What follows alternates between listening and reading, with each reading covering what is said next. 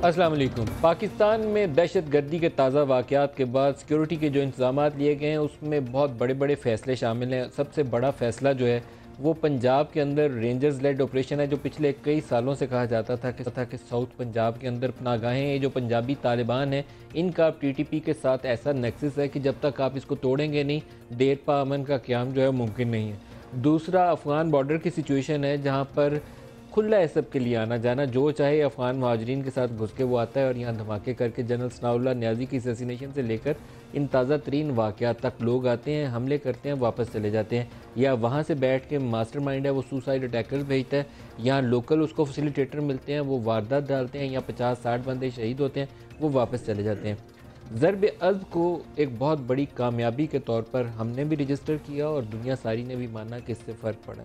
फिर ऐसा क्या हुआ कि अचानक इन वाक़यात में तेज़ी आ गई है? 4-5 दिनों के अंदर 8 धमाके, 100 से ज़्यादा जाने जो हैं उसमें शहीद हुए लोग। कैसे रोकें इसको? फ़ौज ने दोबारा बॉर्डर सील कर दिया, अफ़गान बॉर्डर, शेलिंग भी कर रहे हैं। पंजाब के अंदर भी IBOs जो है उसमें तेज़ी लाई गई है। पहले दिन ही ISPR ने कहा कि हमने 100 लोग मार दिए। अगर पता था तो 100 लोगों को पहले क्यों नहीं मारा हमने? ये कुछ सवालात हैं जिसके ऊपर आज के प्रोग्राम में फोकस करेंगे और हमारी स्ट्रेटजी क्या होनी चाहिए। देर पा अमन आए इस खित्ते के अंदर, ये ना हो कि आज तो हमने F-16 उड़ा के 4 जगह पे बमबारी की है तो वो हफ्ते के लिए वो लोग पीछे हट जाएं, जैसे ही हम बैठें तो फिर सर उठा लें। लॉन्ग टर्म सोल्यूशंस क्या है, हमें क्या करना है, इस मसले का हल क्या है? हमारे साथ जो मेहमान शख्सियात हैं आज के में इस्लामाबाद स्टूडियोज़ में हमारे साथ हैं जनरल साद खटक, वेरी वार्म वेलकम जी प्रोग्राम में। इसके अलावा हैदराबाद से हमारे साथ होंगे मौला बख्श चांडियो साहब पाकिस्तान पीपल्स पार्टी से, डॉक्टर आरिफ अलवी साहब कराची से हमारे साथ होंगे पाकिस्तान तहरीक इंसाफ से, और राना सनाउल्लाह साहब होंगे PMLN से, हमें ज्वाइन करेंगे लाहौर स्टूडियो से। सबको खुश आमदीद कहता हूँ प्रोग्राम में। चांडियो साहब आपसे आगाज़ करता हूँ क्योंकि आपके दरमियान और चौधरी साहब के दरमियान एक वर्बल मैच इस वक्त जारी है। ये वर्बल मैच क्यों है? क्योंकि ऑब्जेक्टिव तो एक है सबका। आप उनकी तरफ देख रहे हैं शक की नज़र से, उनको कह रहे हैं कि ये PMLN वाले सिंपथाइजर्स हैं टेररिस्ट के। ये अल्फाज हैं जो पीपल्स पार्टी के लोग नून लीग के लोगों के लिए बोल रहे हैं। मसला तो एक है सबके लिए, पाकिस्तान में अमन क्या हो रहा है?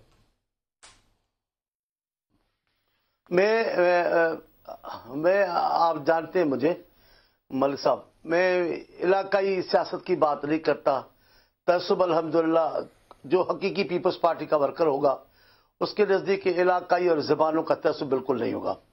मैं सारी उम्र वफाक की सियासत करता हूँ और हमेशा, और आप गवाह हैं, आपके प्रोग्राम में एक आपके मेहमान थे, उन्होंने मियाँ साहब पर बुरा भला कहा था, आपको याद होगा, और मैं उस पर मेरी उससे लड़ाई हो गई कि मियाँ साहब वजीर दम है, इस मुल्क के नुमाइंदे हैं, आपको हक नहीं पहुँचता आप उसको बुरा भला कहें। आपको याद होगा, आपने भी एहतजाज किया कि चांडियो साहब से ना लड़े, चांडियो साहब ठीक कह रहे हैं, हमारी इनसे लड़ाई नहीं है। और जैसे आपने चौधरी साहब की लिखा, चौधरी साहब भी मुल्क के वजीर दाखिला है।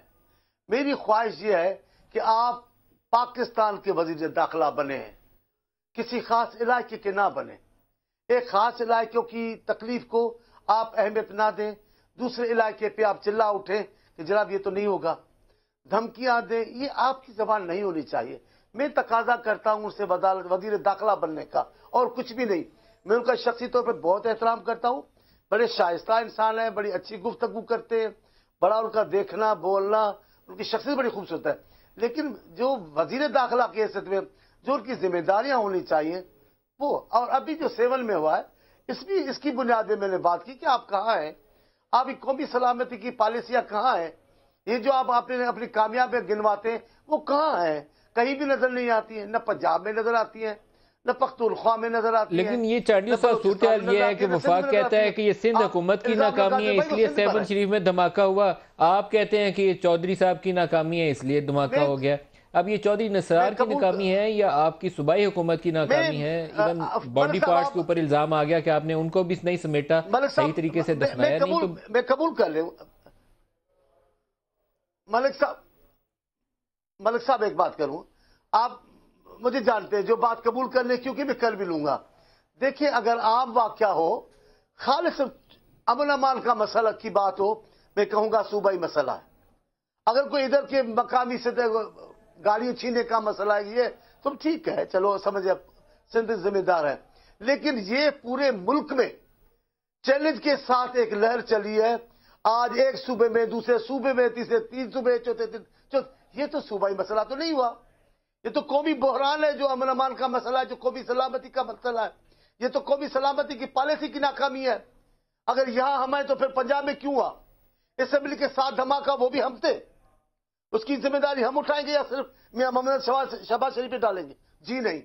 उसके साथ दूसरे दिन वो चले गए, उन्होंने पख्तूनख्वा में करके दिखाया, उन्हें बलूचिस्तान में करके दिखाया। मैं राना सनाउल्लाह साहब से भी इस पे बात कर लूं, मैं दोबारा आपकी तरफ आता हूं। राना सनाउल्लाह साहब, कौन है इन धमाकों के पीछे? आप इसका जवाब देंगे। कहां से ये ताज़ा लहर आई? कहां ये बैठे हुए छुप के लोग थे जिन्होंने रातों रात 5 दिनों में 8 धमाके कर दिए, 100 से ज्यादा अफराद शहीद हो गए? कौन है इसके पीछे?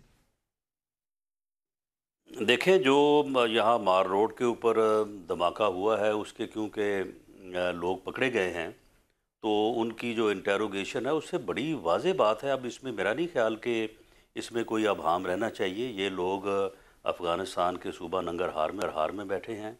ये लोग, इनका तल्लुक़ वज़ीरिस्तान से है। ये लोग पहले वहाँ पे बाजोड़ एजेंसी और महमद एजेंसी में थे। जब फ़ौज ने वहाँ पे ज़रब अज़ब किया और उस पूरे इलाके को क्लियर किया, तो ये वहाँ से शिफ्ट होकर जो है वो सरहद के दूसरी पार अफ़गानिस्तान में चले गए। ये वहीं से ये लोग जो है वो बैठ के इन्होंने मनसूबाबंदी की, वहीं से ये लोग आए और वहीं से आके जो है इन्होंने ये लाहौर जो है ये मार रोड पे धमाका किया। लेकिन अफसोस की बात यह है कि जिस दिन मार रोड पे ऊपर धमाका हुआ, इतना अफसोसनाक, इतना यानी जो है वो दुख का बायस था, इतनी कीमती जाने गई। लेकिन हमारे सिंध के दोस्त और हमारे एक यानी जमात के कौमी रहनुमा जो हैं, वो हमें कोस रहे थे कि जी ये रेंजर्स का ऑपरेशन नहीं होने दे रहे, ये जी सोए पड़े हैं, वहाँ पे नर्सरीज़ हैं, वहाँ पे स्लीपर्स हैं, वहाँ पे फ़लाँ चीज़ है। जब अगले दिन खैबर पख्तूनख्वा में हुए तो फिर कुछ नहीं, फिर उसका कोई जवाब नहीं था। अब अगर 7 शरीफ में हुआ है, राना साहब, ये लोग कहाँ सोए हुए थे जिन्होंने लोकल फैसिलिटेशन की? उनके हाथ पकड़ के दहशतगर्दों के सुसाइड अटैकर्स क्या है? ये तो हमारे यहाँ पहले बस रहे थे, तभी हुआ कि ये कहीं से बाहर से आके अंदर आए और फिर आके वहाँ रहने लग गए? देखिए नदीम, ये लोग तो अंदर मौजूद थे ना। बात ये है कि जब ये सारी देखिए ये सारी बात जब ओपन हो चुकी है, तो अब मैं समझता हूँ कि इस बात को इस तरह से जो है वो टिल्ट नहीं किया जाना चाहिए।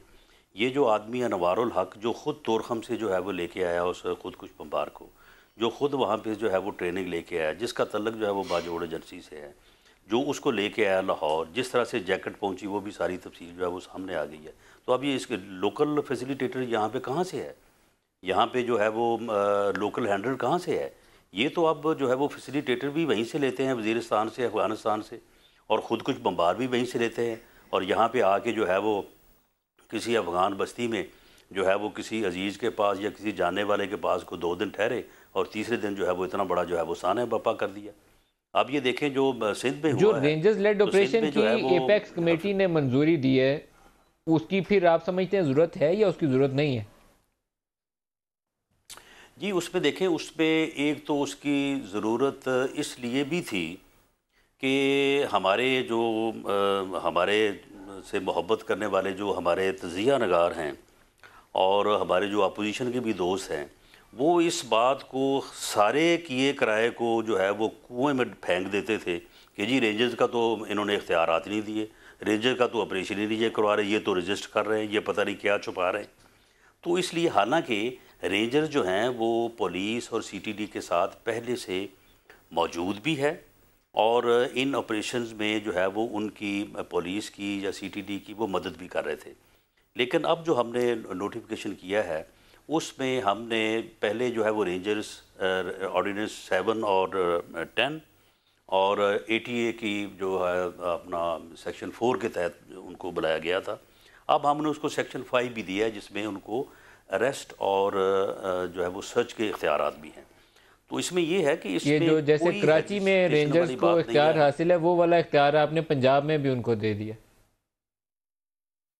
नहीं, कराची में जो है वो तो इन्होंने आर्टिकल 147 के तहत सूबाई हुकूमत की पावर्स डेलीगेट कर दी हैं अमन व अमान से मुतल्लिक़। हमने यहाँ पे उनको दहशत गर्दों के ख़िलाफ़ जो है वो कार्रवाई करने, कॉम्बिंग ऑपरेशन करने, IBOs इंटेलिजेंस बेस्ड ऑपरेशन करने, और उन ऑपरेशंस में पहले तो था ना कि सिर्फ मदद करें वो जो है वो पुलिस की या CTD की, अब वो ख़ुद भी सर्च कर सकते हैं और अरेस्ट कर सकते हैं मुकदमे का इंदराज करवा सकते हैं और जो JIT बनेगी उसमें भी बाकायदा उनकी जो है वो नुमाइंदगी होगी। यानी उनको मजीद जो है मेजर स्टेप लिया आपने पंजाब के अंदर। डॉक्टर आरिफ अलवी साहब से भी इस पर रद्दअमल ले लें। डॉक्टर आरिफ अलवी साहब, ये बड़ा स्टेप है राना सनाउल्लाह साहब जिसकी निशानदेही कर रहे हैं, क्योंकि बड़ी देर से बहुत सी सियासी जमातें बशमूल PTI ये मुतालबा करते थे कि साउथ पंजाब के अंदर क्लियरेंस ऑपरेशन जो है वो रेंजर्स या फ़ौज की मदद से किया जाए ताकि वहाँ कालदम तंजीमों का खात्मा हो। वो कहते हैं हमने दहशत गर्दी के खात्मे के लिए मुकम्मल इख्तियार दे दिया, अरेस्ट भी कर लें, मुकदमात भी दर्ज करवा लें, सारा इख्तियार दे दिया। मेरे ख्याल से कि देर आयत दुरुस्त आयत। मैं ये समझता हूँ कि ये रेंजर्स को जो अख्तियारात दिए गए हैं, चलिए 147 के तहत नहीं दिए गए, मगर फिर भी इनिशिएटिव रेंजर्स के पास भी गया है कि वो इसकी तहकीकात करें और अरेस्ट करें, तो कम से कम ये मामला शुरू हुआ। असल में सारी फ़िक्र सेक्टेरियन एतबार से सारी फ़िक्र जो है वो साउथ पंजाब से हुई, और मैं ये समझता हूँ कि वहाँ पर एक्शन के एतबार से लोग डिमांड भी कर रहे थे, सियासी जमातें भी डिमांड कर रही थी कि होना चाहिए। और ये पता भी चल गया था कि जब एक ग्रोह था वहाँ पर, जब वो पुलिस ने एक्शन लिया तो पुलिस इतनी बेबस थी कि वहाँ पर जनाब उन्होंने उनको सराउंड भी कर लिया और पुलिस को हिरासत में ले लिया, तब फ़ौज गई और उनको छुड़ाया। तो ये बहुत बड़ा एक अलार्मिंग सिग्नल था। मैं समझता हूँ चलो पेशरफ्त हुई। दूसरी बात मैं आपसे ये कह रहा हूँ कि ये जो इस बात का इन्होंने बताया कि लाहौर के अंदर जो हुआ उसमें सहूलतकार और बंदा भी फाटा से और ट्राइबल एरिया से आया था, बात बिल्कुल दुरुस्त होगी। उसके बावजूद जो सारे मामलात के अंदर प्रोटेक्शन के एतबार से सहूलतकार बनते हैं या होता है, या सिंध में जो हुआ होगा तो लोकल सहूलतकार भी ज़रूर होगा। और सिंध के अंदर जब ये हुआ तो उस माना करके मुझे बड़ा सख्त अफसोस के साथ मैं ये बात कह रहा हूँ कि जब 2 महीने पहले मैं सेवन शरीफ गया था तो 2-3 पुलिस वाले थे, वो सिक्योरिटी गेट्स भी काम नहीं कर रहे थे, और मुझे उस वक्त भी ख्याल आया था कि खुदा खैर करे, मगर मुझे ये ख्याल आया कि जो इतना एक्टिविटी हो गई है, सब चीज़ें दब रही हैं, तो इंशाल्लाह यहाँ पर नहीं हुआ होगा। मगर जब हुआ तो आपने देख लिया। तो असल में जो फेडरल गवर्नमेंट से और नैप एक्शन प्लान के एतबार से 4-5 कड़ी जिनका मैं आपसे जिक्र करना चाहता हूँ। एक है रिक्रूटमेंट ऐसे बच्चों का जो नैरेटिव के एतबार से इनको रिक्रूट कर इनको तरबियत देते हैं। तो दूसरा सेक्शन आता है तरबियत के एतबार से, और हुकूमत की जो इंटेलिजेंस है वो रिक्रूटमेंट के वक्त भी और जो ट्रेनिंग है उन सब का उसको पता होना चाहिए। तीसरा एरिया आता है सहूलतकारों का, तो इनका भी पता हो तो एक्शन लिया जाए। और आखिरी आता है कि जब वो बम बांध कर निकल रहा हो, जो सबसे एक्सपेंसिव है। लिहाजा शुरू के अंदर वहाँ पर जहाँ पर सहूलतकार हैं, जहाँ पर ट्रेनिंग है, जहाँ पर काउंटर नैरेटिव है, वो उस सिलसिले में तो कोई काम नहीं हुआ। मगर ये कि अगर ये काम नहीं करेंगे तो मैं कई मरतबा इस बात का जिक्र कर चुका हूँ कि अगर काउंटर नैरेटिव निकलेगा तो पाकिस्तान जैसे मुल्क से निकल सकता है, क्योंकि काउंटर नैरेटिव सऊदी अरब से नहीं निकलेगा। वहां से जो नैरेटिव निकला वो परेशान कौन रहा। जनरल साहब से भी इसके ऊपर राय ले लें। जनरल साहब जो राना सनाउल्लाह साहब ने कहा, उन्होंने कहा कि जब ज़रब अज़्ब किया तो ये लोग वहां से नंगरहार चले गए या कुन्नड़ नूरिस्तान कहीं और अपना गाहें बना ली, वहां से निकलते हैं पाकिस्तानी इलाकों में आते हैं। पूरा एक बेल्ट है, ओवरनाइट ये नहीं हो सकता कि मैं अभी यहाँ से चलूँ तो घंटे बाद कहीं से धमाका कर लूँ। 4-5 दिन है रस्ते में, 2 दिन 3 दिन कहीं क़याम भी करते हैं, फिर धमाका करते हैं, जगह की भी रैकी करते हैं, आइडेंटिफाई करते हैं, लोकल फैसिलिटेटर हैंडलर भी मिलता है। को रोकें, इसमें नाकामी आप लोगों को भी साथ शामिल है इसमें। नदीम साहब थैंक यू वेरी मच। मैं सिर्फ आपको इतना बता दूं कि ज़रब अज़्ब के नतीजे में 68% वायलेंस में कमी आई थी, और अगर फिगर्स में इसको ट्रांसलेट कर दें तो ज़रब अज़्ब से पहले 161 हमले होते थे वायलेंस के महीने में, अब वो 42 पे आ गए थे। आपके सवाल की तरफ आते हुए, ये 2500 किलोमीटर का बॉर्डर है, पोरस है, पहाड़ी इलाका है, और जब लीडरशिप वहाँ शिफ्ट हो गई है TTP की, तो प्लानिंग वहाँ पर सारी होती है। इस पर कोई शक नहीं है कि फैसिलिटेटर्स मौजूद हैं और हर स्टेप के ऊपर मौजूद है, हर जगह के ऊपर मौजूद है। ये कार्रवाई कोई भी जो है जो लाहौर में हुई है, चाहे सेवन शरीफ में हुई है, ये लोकल फैसिलिटेशन के बगैर ये पॉसिबल ही नहीं। लोकल फैसिलिटेटर्स का आपको क्यों नहीं पता चलता जी? लोकल फैसिलिटेटर्स का बहुत का पता चलता भी है, बहुत हमले जो है एवर्ट किए भी जाते हैं, लेकिन वो हमले जो है ना वो सामने आते नहीं है, वो इन्फॉर्मेशन सामने आती नहीं है। लेकिन ये कि अगर 100 में से 5 हमले हो जाते हैं तो वो कामयाब हो जाते हैं, तो वो सामने आ जाते हैं। तो वो काबिल माफ़ी नहीं है जी, जो 5 हमलों में 100 अफराद गए हैं उसकी अकाउंटेबिलिटी होनी चाहिए ना जी। लोकल फैसिलिटेटर्स थे, आज मैंने नाम पढ़ा है, ब्रोही ग्रुप IG साहब ने भी कहा है कि वो सिंध के बहुत सारे शिकारपुर के धमाके में भी मुलव्वस था। आपको भी पता होगा, सिंध के होम डिपार्टमेंट को भी पता होगा, आईजी सिंध को भी पता होगा। उस ब्रोही को छोड़ना नहीं था, पहले दिन पकड़ना था। आज हम ढूंढ रहे हैं ब्रोही कहाँ है। लोकल फैसिलिटेटर्स असल में ऐसे तो नहीं होते हैं कि वो किसी चौक के ऊपर खड़ा होगा और आप उसको उठा लेंगे और वहाँ से उसको आप वो कर लेंगे, या किसी ऐसी मशहूर जगह से एक मशहूर पर्सनैलिटी के पास होगा। तो उसके लिए ये होता है कि पूरी कोशिश के साथ सारी जो है महकमे एजेंसीज जो है वो लगी रहती हैं और बड़ी कामयाबियाँ भी होती है। लेकिन ये है कि ये 100% पॉसिबल नहीं है जब तक ये अफगानिस्तान की अपनी सूरत हाल इम्प्रूव नहीं हो सकती। तो वहाँ पर ये टीटीपी की और टीटीए की और दाइश की जो स्ट्रेंथ बढ़ती जा रही है और उनकी कैपेसिटी बढ़ती जा रही है, तो वहाँ पर भी बॉर्डर सील करें जी। अगर और कोई हल नहीं है तो बॉर्डर सील करें। बॉर्डर सील करना अभी 2500 किलोमीटर का बॉर्डर सील तो नहीं हो सकता ना। पूरे 2500 से लोग नहीं क्रॉस करते। There are non crossing points जो इंटेलिजेंस वालों को पता है। उसके ऊपर बेहतर मैनेजमेंट की ज़रूरत ज़रूर है और बेहतर मैनेजमेंट होनी चाहिए। और अभी जो इस वक्त जो फैसला किया गया है कि जी बॉर्डर को क्लोज किया गया है, तो आई एम श्योर कि इसके ऊपर भी ब्रेनस्टॉर्मिंग हो रही होगी किस तरीके से बेहतर तरीके से अफगानिस्तान की हुकूमत से के साथ मिलकर फेंस करें जी, बॉर्डर को फेंस करें। जो नॉन क्रॉसिंग पॉइंट्स है उसको फेंस करें। इसके ऊपर भी मेरे ख्याल में सोच विचार शुरू है, इस पे काम करना चाहिए। मैं एक ब्रेक ले लूँ, मैं अपने लीडरान से भी हम के ऊपर इजहार ख्याल करें, क्योंकि अगर वो इलाका है जहाँ से रोज़ाना सुसाइड बॉम्बर निकलता है और हमारे शहरों में आके फटता है, तो फिर उसको फेंस करके उसका रास्ता रोकें, अगर और कुछ नहीं हो सकता। एक ब्रेक ले लें, हमारे साथ रहिए।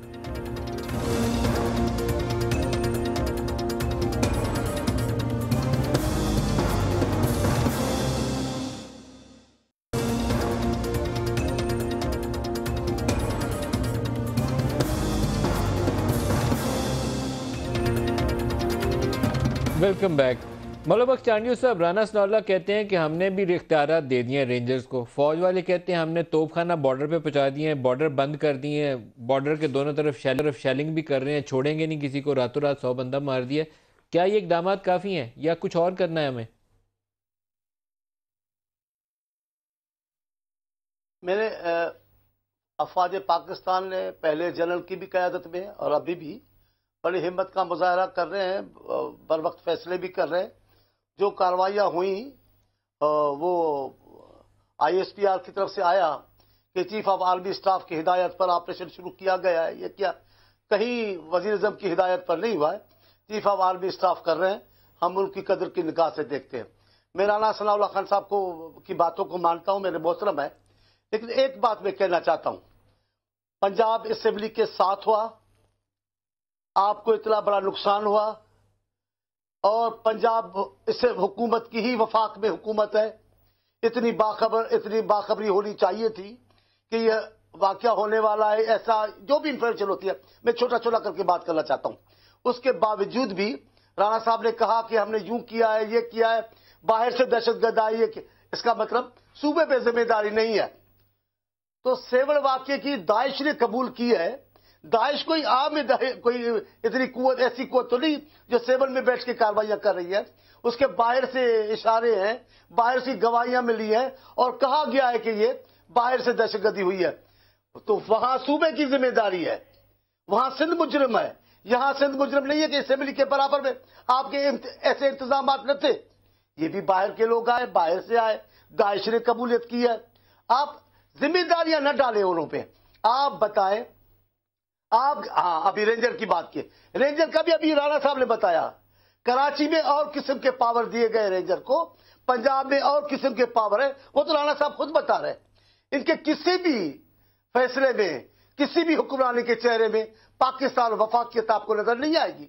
ये दूसरे इलाकों से और किस्म का रवैया रखेंगे। मेरी लड़ाई नहीं है हमारे चौधरी साहब से। हम कहते हैं चौधरी साहब आप वफाक पाकिस्तान के वज़ीर दिफा दाखिला बने, लेकिन आप ऐसा नहीं करते। आपकी सारी पॉलिसियां, सारे फैसले एक हवाले से हैं। अब आपकी जिम्मेदारी है, पूरे मुल्क में लहर है, चारों सूबों में लहर है। ये एक सूबे का मामला कैसा हुआ, ये कोई आम कार्रवाई जुर्म की नहीं है, गाड़ियां छीनने की कार्रवाई, अमन अमान का मसला आइजल है। अब आप मीडिया को अल्लाह हिम्मत दे रहा है। लाहौर में सरेआम लूटे मारे जा रहे लोग, सरेआम लोगों को लूटा जा रहा है। आप देख रहे हो। राणा साहब इसका जवाब देते हैं। मैं नहीं तो कह रहा। अच्छा राणा साहब, ये लाहौर वाले धमाके से पहले ये खबर चल रही थी कि इस जगह पे धमाका होने वाला है। नेक्टा वालों ने इसके ऊपर 3 नोटिफिकेशन 1 महीने में जारी किए थे। मुझे याद पड़ता है कि आपने कहा कि वज़ीर आज़म इसका निशाना थे। एक और नून लीग के बड़े सीनियर आदमी ने कहा कि लाहौर में पुलिस दरबार में खिताब करना था, वज़ीर आज़म ने मुलतवी कर दिया क्योंकि अंदेशा था कि धमाका ना हो जाए। दूसरी इतला ये थी कि पंजाब असम्बली के गेट पे धमाका हो सकता है। शहबाज शरीफ साहब को भी वार्न किया गया था। क्या निशाना नवाज शरीफ थे, शहबाज शरीफ थे और आपको पता था? नहीं, देखिए नदीम मलिक साहब, जब भी कोई थ्रेट अलर्ट जारी होता है, और थ्रेट अलर्ट जो है ये तो रोज़ाना के हिसाब से जो है वो जारी होते हैं, और जब भी कभी सूबाई असम्बली का इजलास हो तो लाजमी थ्रेट अलर्ट होता है कि जी ये हो सकता है, वो हो सकता है, और इसके ऊपर जो है वो आप अपनी पेशबंदी करें।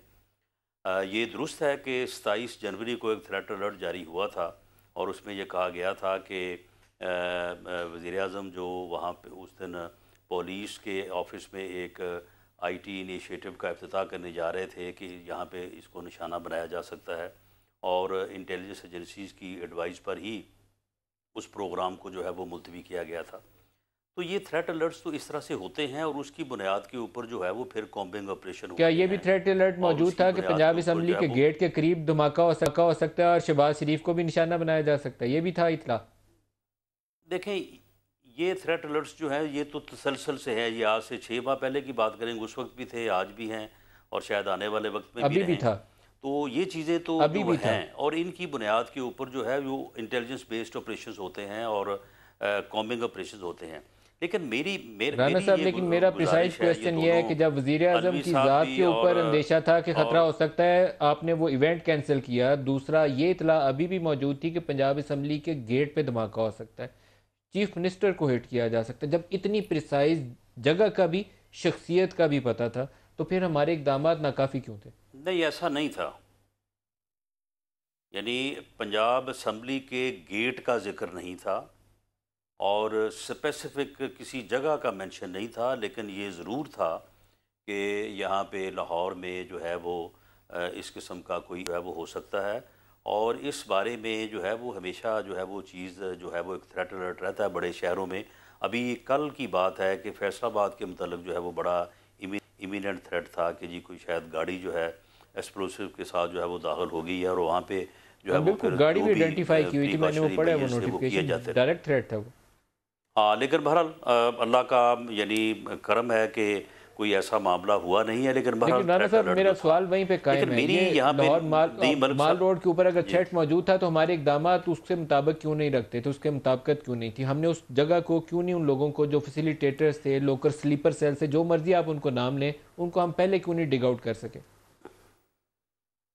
देखें, बात यह है कि इसमें अब मामला तो ये है कि जब भी कोई वाक़या होता है तो हमारी ये कोशिश ये होती है कि हम दहशत गर्दों की एफ़र्ट्स को, या उनकी जो है वो यानी जो उनका यानी ये शैतानी फ़ेल है, उसको हम ग्लोरीफाई करें कि जी वो देखें ये भी कर लिया, उन्होंने ये भी कर लिया, वहाँ भी पहुँचे हुए हैं, वहाँ भी पहुँचे हुए हैं, और हम अपनी जो एफ़र्ट्स हैं उनको हमेशा अंडरमाइन करते हैं कि जी किया है कुछ नहीं, जी सोए हुए हैं, जी फ़लानी कर रहे हैं, रजिस्ट कर रहे हैं, ये कर रहे हैं। और यही रवैया जो है जिस दिन लाहौर में वाक़या, उस दिन मोहतरम जो है वो हमारे सिंध के भाई उनका था, और ये कह रहे थे कि जी वो स्लीपर सेल है वहाँ पे तो नर्सरियाँ कायम हैं। अब कोई बताए कि ये शिकारपुर जो है ये पंजाब का हिस्सा है, वहाँ पे जो है वो ये सारा कुछ जो है वो पकड़ा गया है। तो बात ये है कि बजाय इसके कि हम इन चीज़ों को, यानी हर वाक़े के बाद जो है वो हम इन चीज़ों में पड़े, हमें चाहिए कि हमें अगर सिंध गवर्नमेंट के साथ वाक़या हुआ है तो हमें सिंध गवर्नमेंट के साथ खड़ा होना चाहिए, मौला बख्श चांडियो साहब के साथ खड़ा होना चाहिए।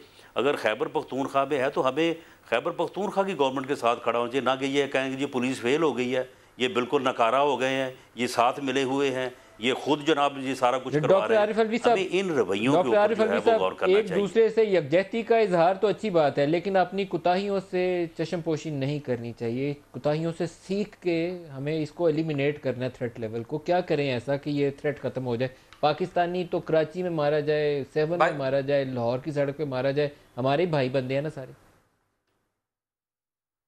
भाई साहब, बात आपकी बिल्कुल सही है, और मैं ये कहना चाहता हूँ कि क्रिटिसिज्म तो राना सनाउल्लाह साहब ले नहीं पाते। असल में ये क्रिटिसिज्म इस बात का नहीं है, हमारी फ़ौज ने, हमारी रेंजर्स ने बड़ी कुर्बानियाँ दी हैं। नेशनल एक्शन प्लान के एतबार से जहाँ जहाँ इन लोगों ने कुर्बानियाँ दी हैं, हमारी पुलिस ने दी हैं, हम सब उनको खराज तहसीन पेश करते हैं। मगर ये आप देखिए कि मामलात फिर ख़राब हुए। अच्छा, ख़राब हुए, मैं तारीफ़ करता हूँ उन सारे महकमों की जिन्होंने ये काम किए, मगर मैं मंतिकी एतबार से क्रिटिसाइज ज़रूर करूँगा जहाँ पे मुझे कसर नज़र आएगी। अगर आप इस क्रिटिसिज्म को टोटली पॉलिटिकल लेवल पर ले जाएं तो ये बड़ी ज़्यादती है कि आप ये कहें जी एतराज़ कर रहे थे। ज़रूर करेंगे। जिनी 7 के अंदर जिस तरह से ब्लास्ट हुआ और जो जाने गई, जिस तरह से आप समझते हैं कि हम आम बैठकर इस बात के ऊपर कवर अप कर दें, नहीं कर सकते। और ये जो कैफियत है एक क्रिकेट के कैप्टन की तरह ना, जो फील्ड बॉल जहां जहां जाती है वहां अपने फील्डर प्लेस करता है। अरे प्लानिंग करें। हम तो बार बार आपसे ये कह रहे हैं कि नेशनल एक्शन प्लान के एतबार से बहुत सारे काम होने, कुछ किए होंगे, हम उनकी तारीफ कर देते हैं, मगर जो बहुत सारे नहीं हुए उसके ऊपर फोकस तो करें। हर चीज को आप इस बात पर ले जाएं कि जी जब कोई वाक़या होता है तो फलाना एतराज करता है, फलाना। जरूर करेंगे। जब इंसानी जानें ज़ाय होंगी तो हम कहेंगे कि इस मामले को बेहतर किया जाए, इम्प्रूव किया जाए। और एक बार और नदीम मलिक साहब, मैं चाहता हूँ, शायद आपके यहाँ गुफ्तगू नहीं हुई, थोड़ी देर के लिए मैं टेलीफोन पर नहीं था, मैं चाहता हूँ उस बात को अहमियत दी जाए कि जो आपने यानी बॉर्डर के बिल्कुल अक्रॉस आपने सहूलतकारों के एतबार से और ट्रेनिंग कैंप के एतबार से शेलिंग की और सब कुछ किया, मैं समझता हूं कि ये मुझे खुशी तो हुई, मगर इसके अंदर अफगान हुकूमत के एतबार से कोऑपरेशन ज़रूरी है। अगर हम इंटरनेशनल बॉर्डर्स के अक्रॉस जाएंगे तो हिंदुस्तान ने जो कार्रवाई कश्मीर में की है उसका भी एक जस्टिफिकेशन होगा।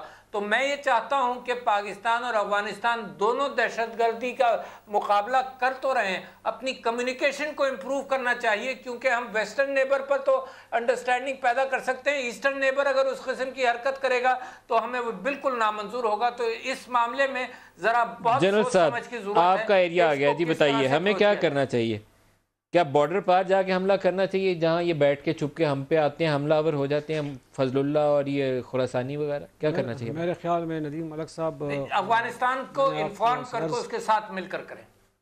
मैंने आपसे अर्ज़ किया कि अगर ये पाकिस्तान के लिए, पाकिस्तान एक 200 मिलियन का मुल्क है और मजबूत फ़ौज है, पाकिस्तान के लिए वहाँ पर जाकर हमला करना कोई मुश्किल नहीं है। लेकिन मैंने जिस तरह कहा कि इसकी अपनी रेमिफिकेशंस होंगे, इसके अपने असरात होंगे। वहाँ पर एक इंटरनेशनल रेजोल्यूट फोर्स जो है उस वक्त अफ़गानिस्तान की एयर स्पेस की भी जो है वो ज़िम्मेदार है और उसके अपने असरात होंगे।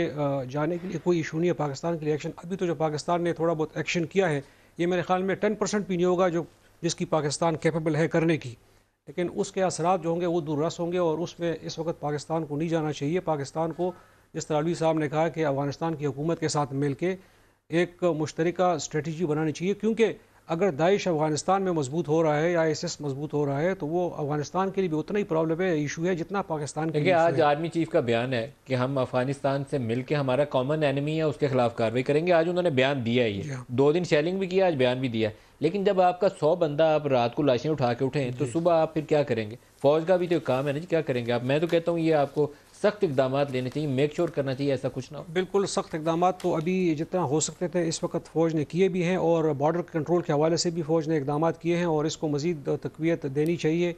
और यकीनी बात है, ये काफ़ी है या कुछ और करने की ज़रूरत है? नहीं, और करने की तो इस स्टेज पे ज़रूरत इसलिए नहीं है। अफगानिस्तान के साथ जो भी करना है अफगानिस्तान के साथ मिल के करनी चाहिए और वहाँ पर चूँकि अमेरिका की फ़ौज है उनके साथ मिल के उन लोगों के साथ उन ठिकानों के ख़िलाफ़ कार्रवाई करनी चाहिए। उन लोगों को ऑन बोर्ड लेके, अमेरिका को और अफगानिस्तान को ऑन बोर्ड लेके उनके खिलाफ कार्रवाई करनी चाहिए। और ये पाकिस्तान के लिए पाकिस्तान के कोई मुश्किल, आप कहते हैं कि रॉ और NDS का नेक्सस है, अमेरिका वहाँ पहले वहाँ बैठा हुआ है, उसको भी पता होगा सारा जो कुछ हो रहा है, तो वो आपके साथ ऑन बोर्ड क्यों हो कि उसको हक्कानी और फजलुल्लाह को मारे? क्यों आपके साथ मिले?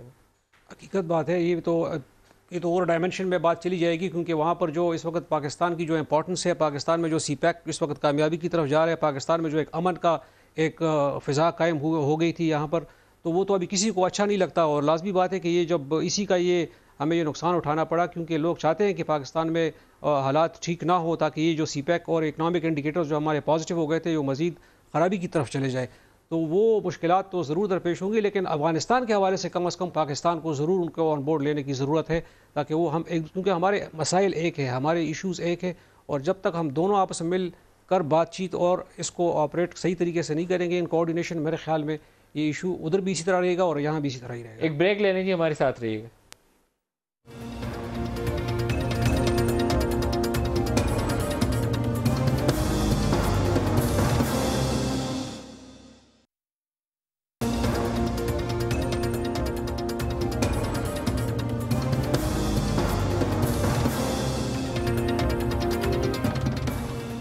Welcome back. राना सनाउल्लाह साहब, ये फरमाइएगा कि मिलिट्री कोर्ट्स के ऊपर भी फैसला लेने जा रही है PMLN की हुकूमत, तो क्या मिलिट्री कोर्ट्स हल हैं या नहीं है?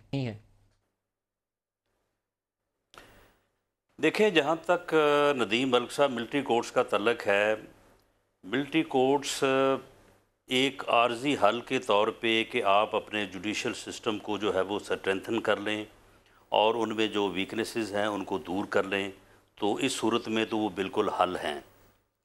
लेकिन उस हल के लिए भी ज़रूरी है कि मिलिट्री कोर्ट्स के फ़ैसलों के ऊपर अमल दरामद किया जाए। मिलिट्री कोर्ट्स का तो मकसद ये है कि आज उसमें केस जाए, विद इन वीक फ़ैसला हो और नेक्स्ट डे एग्जीक्यूट हो। अगर उसने फ़ैसला हो कि उसने 2 साल अपील में पड़े रहना है, तो फिर आर्जी फिर जो दूसरी कोर्ट्स हैं, नॉर्मल कोर्ट्स, उनके फैसलों में और फिर मिलिट्री कोर्ट्स के फैसलों में जो है वो फ़र्क बड़ा कम रह जाता है। फिर राना सनाउल्लाह साहब, इसलिए एक नाकामी तो होगी कि हमने 2 साल के लिए बनाई थी, 2 साल में जुडिशल रिफॉर्म नहीं की, 12 हैंगिंग हुई, 161 केसेस अपील में पड़े हुए हैं, तो ये तो 2 एरिया फिर नाकामी वाले हो गए। देखें, इसमें ये दोनों चीज़ें होनी चाहिए। एक तो ये है कि जो जुडिशल रिफॉर्म्स नहीं हो सकें उनको किया जाना चाहिए, और यहाँ पे फेसलेस कोर्ट्स, फेसलेस विटनेसेस का जो सिस्टम दुनिया में और कई जगह पे जो है वो दहशतगर्दी को जो है वो कंट्रोल करने के लिए आजमाया जा चुका है, उसकी मिसालें मौजूद हैं।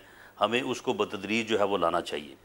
पंजाब ने इसके ऊपर काम किया है, हमने इसके ऊपर जो है वो लेजिस्लेशन भी तैयार किया है, लेकिन ये वफाक में होनी है, ये कोई सूबा अलहदा से अपने तौर पे नहीं कर सकता। और दूसरा ये है कि जब तक ये ना हो उस वक्त तक मिलिट्री कोर्ट्स को जो है वो तौसीह मिलनी चाहिए, और मिलिट्री कोर्ट्स के फ़ैसलों को जो है वो मिलिट्री कोर्ट्स के तौर पे ही इम्प्लीमेंट करना चाहिए। मिलिट्री कोर्ट्स के फैसले जब हों, करना चाहिए, 2-4 हफ्तों में अपील निपटाई जानी चाहिए। नहीं, मेरा ख्याल है कि मिलिट्री कोर्ट का फैसला जो उसकी अपील जाती है चीफ ऑफ आर्मी स्टाफ के पास, और दैट इज़ द एंड।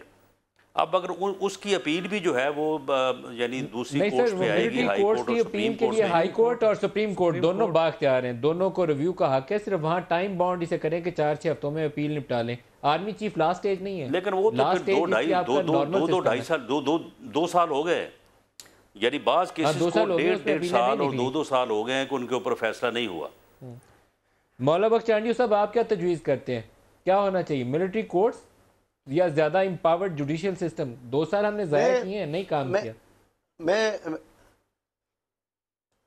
मैं जुडिशियल सिस्टम का हामी हूं।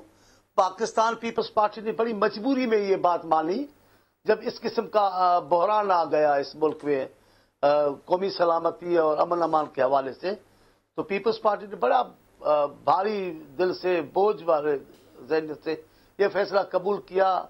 हमारी क़यादत में कई लोग बिल्कुल नाराज थे, लेकिन एक मुल्क के अब आप दोबारा कबूल करने जा रहे हैं 23 को, लोगों की सलामती की खातिर ये फैसला कबूल किया। नहीं, हम जरूर पार्टी बहस करेगी, पार्टी फैसला करेगी।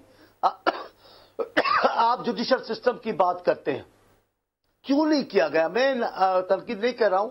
हमारे इफ्तिखार चौधरी साहब थे, हीरो बन गए थे, जलसे कर रहे थे, जुलूस कर रहे थे। क्या ऐसी कोई तारीखी चीज न कर जाते कि आज हम उन पर फख्र करते कि हमारे वो अदलिया के निज़ाम के लिए एक बड़ा संगे मील बन साबित हुए और बड़ा कमाल के फैसले करके इस्लाह लाए? उन्होंने भी नहीं किए। अब ये हुकूमत जिस बहरान में कौमी सलामती के बहरान में मुब्तला है, इनको जल्दी फैसले नहीं करने चाहिए। हर फैसला पेंडिंग में। मैं 2 बातें कहता हूं, आपके पास टाइम अब कम हो गया है। 2 बातें मैं कहना चाहता हूं। अगर ये हर मामले को इलाकाई मफाद से ऊपर होकर सोचेंगे, पार्टी मफाद से ऊपर होकर सोचेंगे, कौमी सलामती को मद्देनजर रखेंगे, सारे पाकिस्तान के खुद को निगहबान समझेंगे, तो सारे फैसले जल्दी करेंगे और बेहतर फैसले होंगे, सारी कौम के लिए काबिल कबूल होंगे। दूसरा, मैं इनको तजवीज़ करता हूं, अब ये पनामा के खौफ से निकल आए। इन्होंने सारे लोगों को पनामा के पीछे लगाया हुआ है। अब उस खौफ से निकले हैं, मिलिट्री कोर्ट्स, आपकी जमात की क्या पोजीशन है मिलिट्री कोर्ट्स पे? जी, मुझसे पूछ रहे हैं डॉक्टर साहब, मिलिट्री कोर्ट्स के ऊपर पाकिस्तान तहरीक इंसाफ की क्या पोजीशन है? भाई साहब, बड़ी क्लियर है। मैं ये समझता हूं कि इसके अंदर 2 साल का सनसेट क्लॉज डाला गया था। इसलिए डाला गया था कि मिलिट्री कोर्ट्स पाकिस्तान का फ्यूचर नहीं हो सकते, एक इमरजेंसी मेजर के एतबार से मुनासिब हैं। अच्छा, मगर 3-4 चीज़ें मैं आपके सामने कहना चाहता हूँ। एक तो मैं वक्त ख़त्म होने से पहले ये कह दूँ ज़िम्नन कि नैप एक्शन प्लान को रिविजिट करना चाहिए।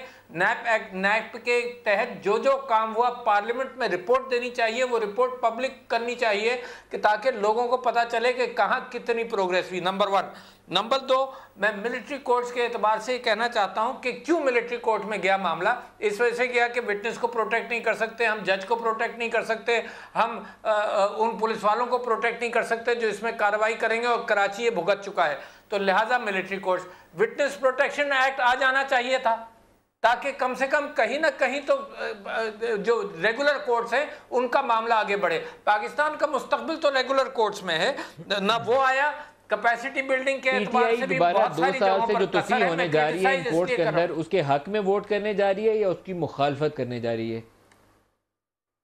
पीटीआई ने कहा है कि हमें स्टेटस तो बताओ कि है क्या कैफियत। हम समझते हैं कि एक्शन होना चाहिए। अगर जुडिशियल रिफॉर्म्स नहीं हुई हैं तो हम इसके हक में होंगे, मगर हुकूमत प्रोग्रेस तो बताए।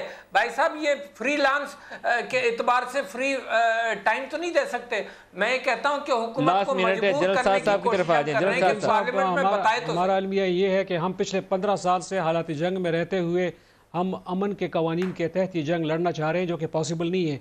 मिलिट्री कोर्ट पिछले 2 साल से उन्होंने जो डिसीजंस किए हैं, वो डिसीजंस का जो इस वक्त हशर है वो आप देख रहे हैं कि 161 आर पेंडिंग। अब बात यह है कि जब तक इस प्रोसेस को ठीक ना किया जाए तो मिलिट्री कोर्ट्स को आप एक्सटेंशन बेशक देते रहें, लेकिन ये कि उसका इम्पैक्ट नहीं होगा, इसलिए कि जब तक ये जो इंटीरियर मिनिस्ट्री में उस डिसीजन के बाद अभी सारे जो है डिसीजन वो इंटीरियर मिनिस्ट्री में प्रोसेस में है, तो रुकावट इंटीरियर मिनिस्ट्री है, तो रुकावट तो हुकूमती लेवल के ऊपर है। जब तक ये हुकूमती लेवल के रुकावट दूर नहीं हो सकते तो अभी आगे 3 साल का प्रपोजल है, तो वो 3 साल भी इसी तरह गुजर जाएंगे। तो कहने का मतलब ये कि जब तक उस प्रोसेस को एक्सपेडाइट नहीं किया जाता तो मिलिट्री कोर्ट के से जो हम नतीजे एक्सपेक्ट करना चाहते हैं वो नतीजे सामने नहीं आएंगे। जनरल साहब बहुत शुक्रिया आपका भी, राना सनाउल्लाह साहब बहुत शुक्रिया, डॉक्टर आरिफ अलवी साहब और मौलाना बख्श चांडियो साहब सबका बहुत शुक्रिया। आज के लिए इतना ही, इजाज़त दीजिए, खुदा हाफिज़।